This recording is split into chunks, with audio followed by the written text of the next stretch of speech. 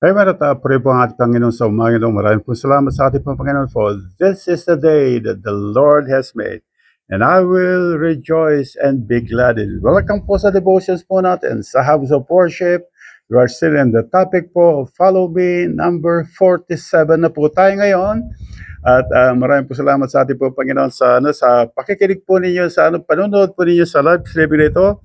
At gusto ko lang pong again, ito pong nangyari po sa kay Peter po when he left all, because makita po natin si Peter po when the Lord Jesus Christ asked him to follow him, ang sabi po sa Bible po, he left all. Ganon din po si Andrew, si John, si James po, when they were asked by the Lord to follow him, they left all. Ngayon po sabi po ni Peter, sa kanyang salita po, sa salita po ng ating Panginoon,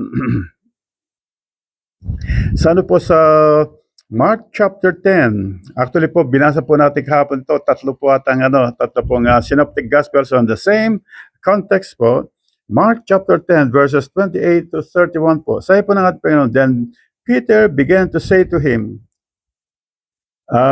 nung una po, okay, just wanted to clarify this one po, yung when the Lord Jesus Christ asked them to follow Him, nothing had been promised to them. Wala pong promises po ang ating pong Panginoon when they are going to follow Him, leaving all. Tapos po sabi po ng ating Panginoon dito po sa time pong ito, God, the Lord Jesus Christ po, has given them a promise to all those who followed him. Sabi po ng ating Panginoon sa Mark chapter 10 verses 28 to 31. Then Peter began to say to him, see, we have left all and followed you. So 29 po, so Jesus answered and said, surely I say to you, there is no one who has left house or brothers or sisters or father or mother or wife or children or lands for my sake and the gospels, who shall not receive, pakinggan po natin ito, yung pong binasa ko po kapon na sunod-sunod po na end ito, who shall not receive 100-fold. Tingnan po natin 100-fold. Now at this time, houses and brothers and sisters and mothers and children and lands with persecution, and in the age to come, eternal life. So we're going to be blessed here po sa time po natin ngayon nasa lupa, 100 times po, 100 times. Houses, brothers, sisters, mothers, and children and lands with persecution. And in the age to come, eternal life. Ito po yung time that we're going to be with the Lord forever. It is a promise po. At dito po makita po natin 100-fold. 100 times po. Yung pong nawala sa atin, God will going to restore them. 100 times po. Yung pong mga iniwanan po natin, God will going to restore them. 100 times po. Ngayon po gusto ko pong makita po natin ito. Nasabi ko pong at saka ito po ipag-aaralan po natin that this teaching po, one of the greatest teaching that we're going to be hearing from the Bible po.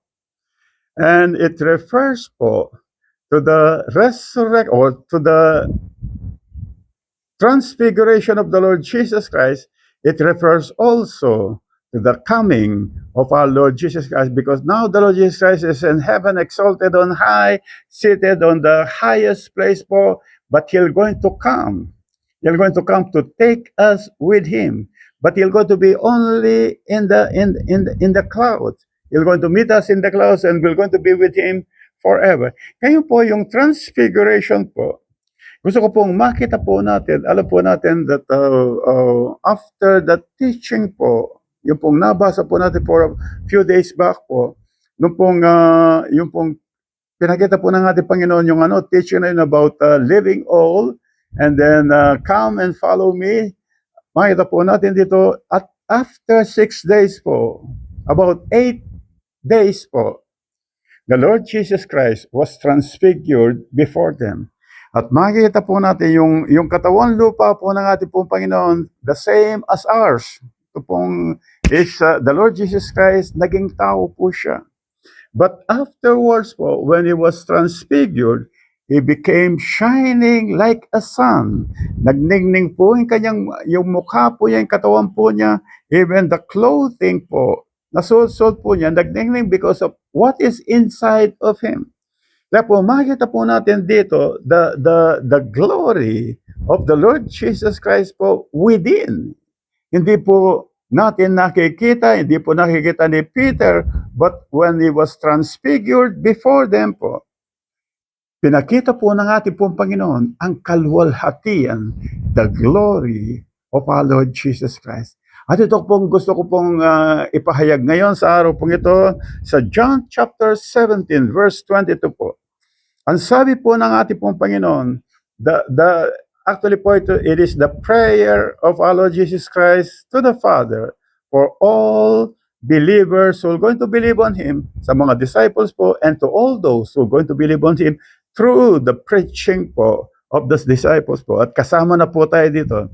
Sabi po ng ating Panginoon sa 22, and the glory which you gave me, I have given them. I wanted you to understand one po.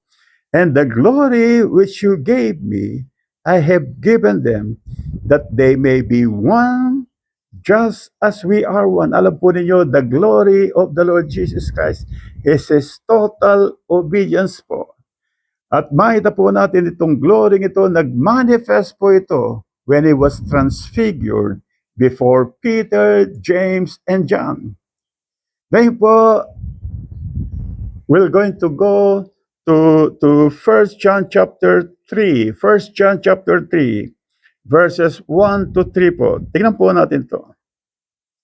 And then we're going to see the glory within us.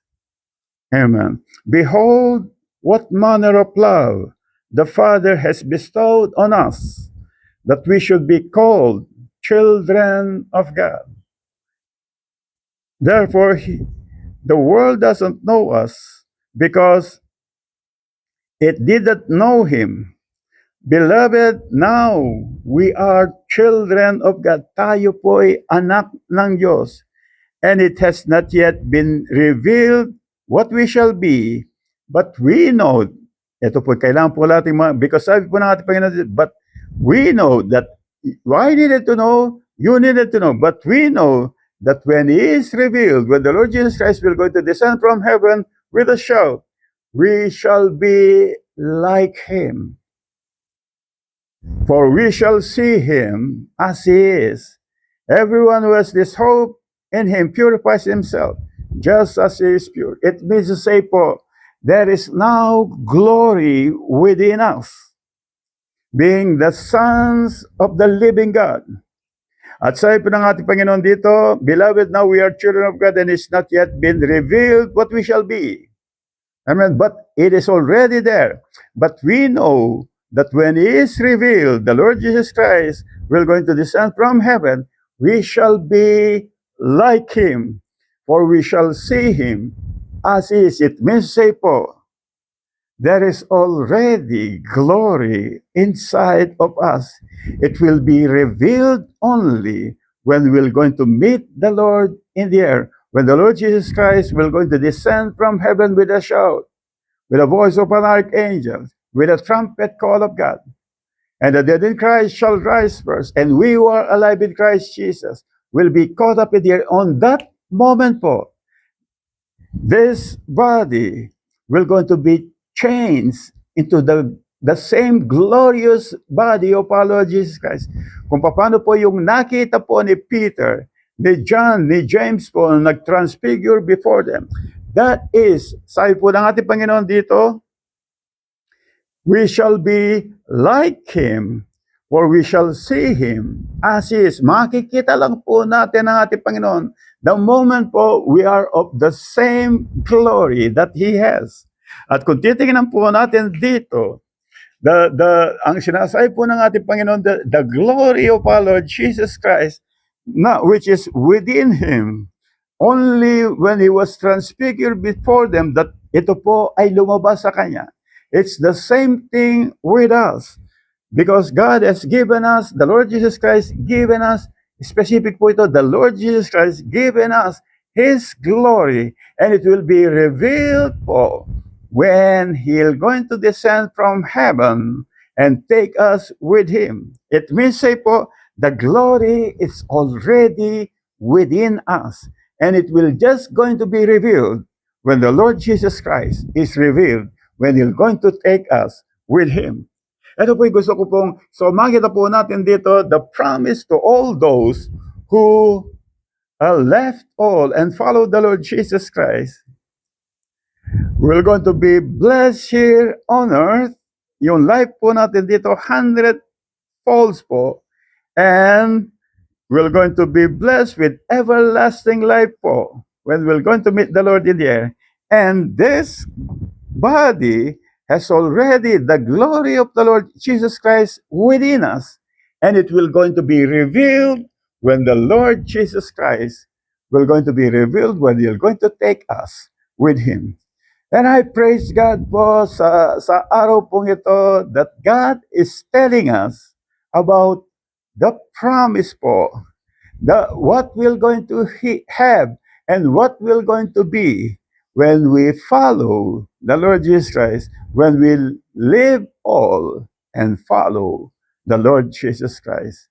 Kaya po, tunghayan po natin ang mga pag-aral pong ito, the more that God will going to reveal Himself, the more God will going to reveal His glory, which is given to each and everyone. At maraming po salamat sa ating pong Panginoon, sa lahat po yung mga nasa live streaming, sa lahat po na makakapanood po ng live streaming nito, pagpalain po kayo ng ating Panginoon sa araw po ito. At sa mga susunod pa pong mga araw. And glory to God po. Glory to God.